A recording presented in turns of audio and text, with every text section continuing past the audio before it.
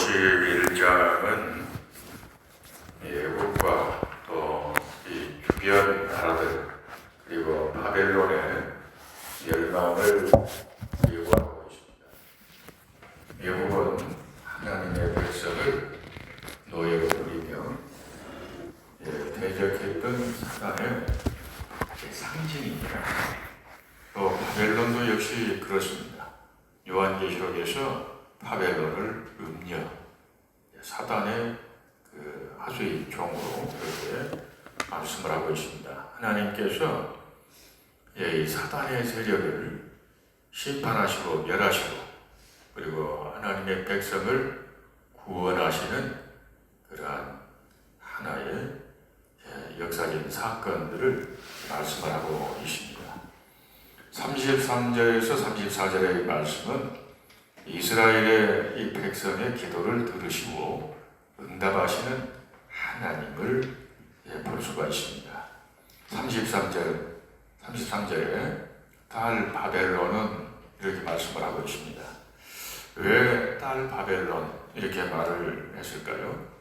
바벨론이 하나님께 쓰임을 받을 때에는 딸처럼 아름답고 또 하나님께 사랑을 받습니다. 그런데 이제 이 추수 때가 이르리라 이렇게 말씀을 하고 있습니다. 추수는 한 해의 농사의 결산입니다. 추수는 심는 대로 거두는 것입니다. 콩 심은 데 콩 나고 팥 심은 데 팥 나는 것, 이건 자연의 법칙이며 하나님의 심판이며 하나님의 공의요 정의입니다. 콩을 심었는데 거기에서 고구마가 나온다든가, 고구마를 심었는데 거기에서 다른 것이 나온다든가, 그러면 이게 굉장한 일 같은 것이 아니라 혼란이 오는 것이에요. 누가 바르게 살려고 하겠어요? 그래서 콩 심은 데 콩 나고 팥 심은 데 팥 나고 심는 대로 거두는 이것은 하나님의 정의며 공이고 또한 자연의 법칙이며 하나님의 심판입니다. 추수 때는 알곡은 이제 주인의 창고에 들어가고 죽정이는 불태워집니다. 하나님의 나라에 들어가는 알곡된 통도가 되기를 우리가 힘써야 되겠습니다. 추수 때에는 키로 알곡과 죽정이를 이제 이렇게 분리를 합니다. 그런데 바람을 세게 맞을수록 알곡은 주인 가까이 와요. 그런데 죽정이는 바람을 맞으면 주인으로부터 멀리 날아가 버린단 말이에요. 요즘에는 기계로 이제 분별을 합니다만은 옛날에 저희 어렸을 때 보면은 키 이렇게 까부리는 이게 배에 이렇게 대고 이렇게 까부리잖아요. 바람이 일어나잖아요. 그러면 알곡은 주인 쪽으로 들어오고 죽정이는 멀리 날아간단 말이에요. 하나의 고난과 환난과 어려운 시험을 만날 때에 알곡된 성도는 더욱더 하나님께 기도하고 믿음으로 서기를 힘씁니다. 그러나 죽정이 같은 그러한 믿음을 가진 사람은 시험과 환난을 만나면 하나님이 계시는 어디 계시냐 그러면서 우상만 또 못하게 생각을 하고 무당만 또 못하게 여기고 하나님을 떠나버린단 말이에요. 바벨론이 왜 심판의 대상이 됩니까? 왜 바벨론이 멸망의 대상이 됩니까? 원인이 무엇입니까? 하나님의 백성 유다를 괴롭히고 살상을 하고 그리고 재산을 빼앗고 하나님의 거룩한 성전을 더럽히고 불태우고 그리고 모든 거룩한 기명들 물건들을 다 가져간단 말이에요. 짓밟고 적어도 유다를 정복했다 그러면 그들이 하나님을 두려워하는 마음이 있었다면 하나님의 성전만큼은 회파하지 말아야 한단 말이에요. 그런데 하나님의 성전을 불태우고 짓밟고 더럽히고 이렇게 한 것은 곧 하나님을 무시한 태도요, 그들이 섬기는 우상이 하나님보다 더 위대하다 하는 것을 말하는 것이었다는 거예요. 그래서 하나님을 무시한 그 태도, 하나님의 성전을 불태운 그 결과 그들은 심판의 대상이 되고 멸망하게 되는 것입니다.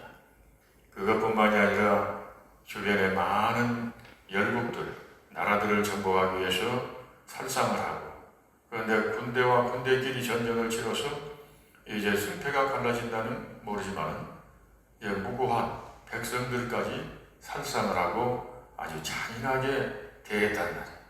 그래서 하나님께서 이제 바벨론을 심판하시겠다, 멸망시키겠다 이렇게 지금 말씀을 하십니다. 하나님의 성전이 짓밟히고 하나님의 성전이 불타고 하나님의 성전이 무너지고 한 이것은 사실은 원인은 하나님의 능력이 부족해서, 하나님이 능력이 없어서 그렇게 된 것이 아니라 바로 하나님의 백성, 이스라엘 백성들이 이제 우상 섬기고 불의하고 타락하고 부패하고 이제 악을 행하고, 그러므로 말미암아 하나님이 심판하심으로 이제 그 유다도 멸망을 하고, 그리고 하나님의 성전도 무너진다. 하나님의 성전이 무너진다고 해서 하나님의 능력이 없다, 이것이 아니란 말이에요. 하나님께서 바벨론을 심판하시겠다 이렇게 말씀하시는데, 하나님의 말씀처럼 바벨론은 벨사살 왕 때에 메대와 파사의 연합군의 공격을 받고 멸망을 합니다. 그래서 고레스 왕이 포로들을 석방해 주는데 이스라엘 백성들도 고향으로 돌아오게 됩니다. 34절의 말씀에 느부갓네살 왕이 나를 먹으며 나를 멸하며 나를 빈 그릇 되게 하며 뱀같이 나를 삼키며 나의 좋은 음식으로 배를 채우고, 이렇게 말씀을 하고 있습니다. 바로 이 사탄은 파괴하고 탈취하고 망하게 하고 빈 그릇이 되게 한다는 말이에요. 사탄은 하나님의 축복을 방해합니다.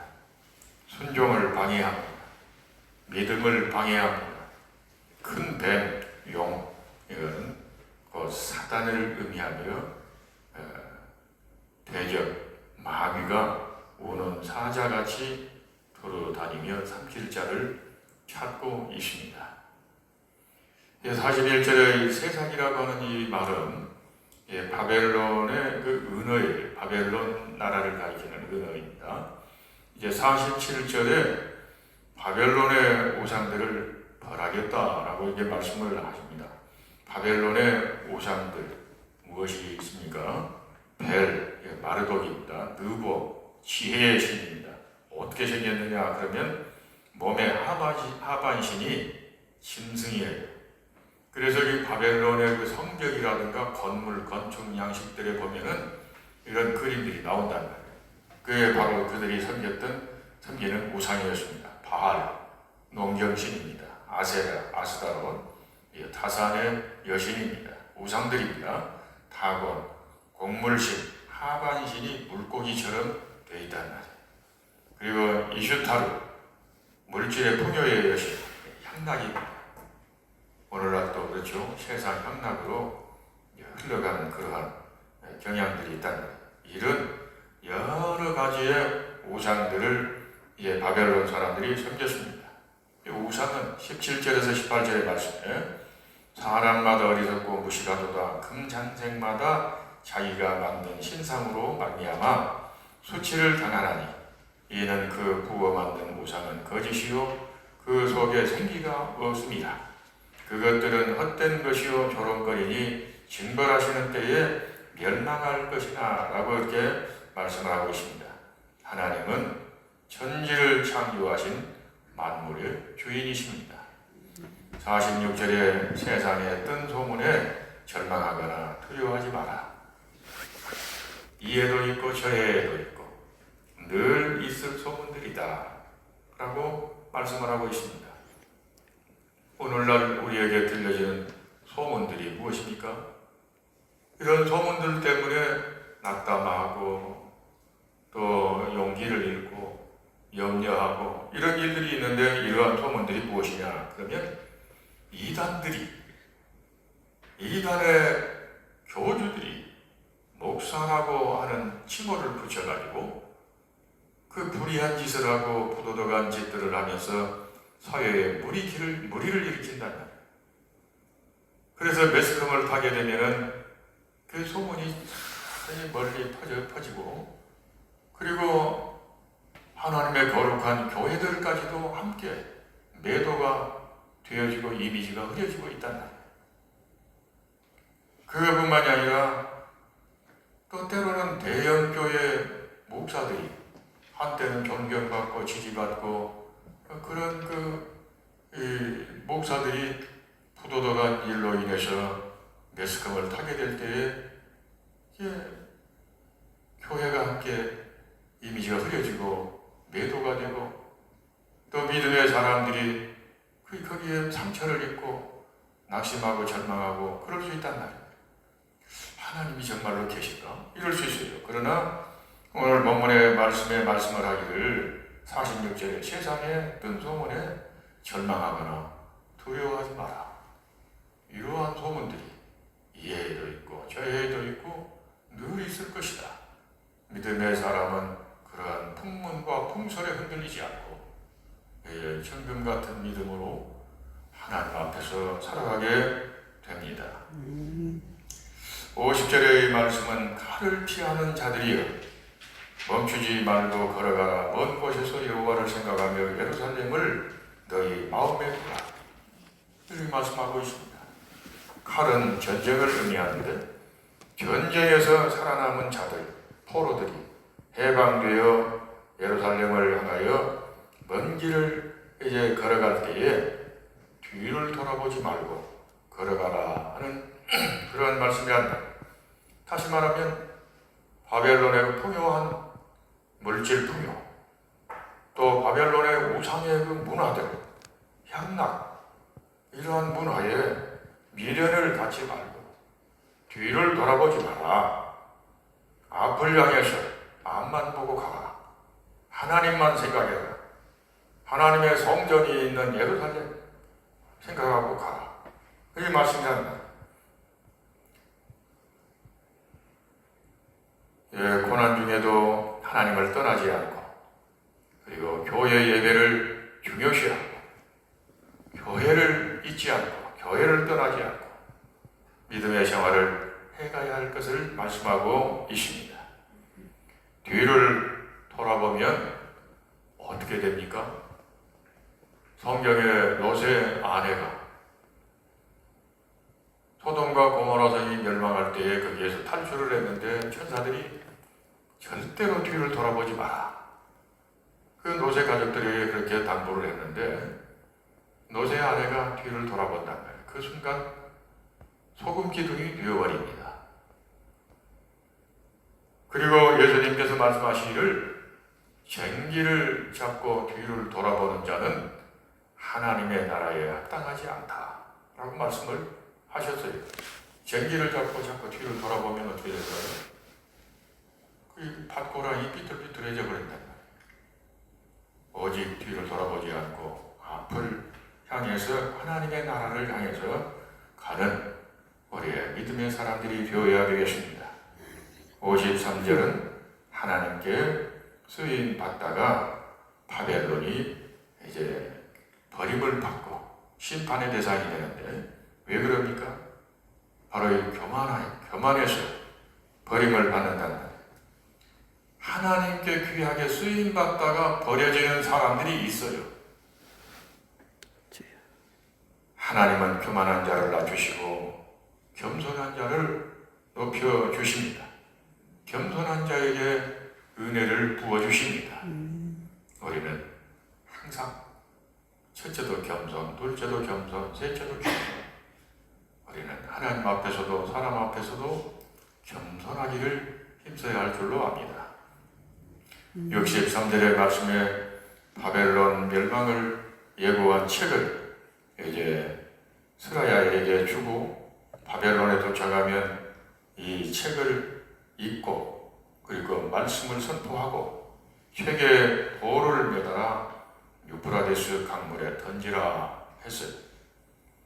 돌을 매달아서 강물에 던져버리면 어떻게 될까요? 깊이 가라앉아 버린다. 다시는 떠오를 수가 없단 말이에요. 이것은 바벨론은 반드시 그 죄악으로 인하여 멸망할 것이다. 하나님께서 멸망시키신다 하는 것입니다. 하나님의 말씀은 때가 되면 반드시 이루어집니다.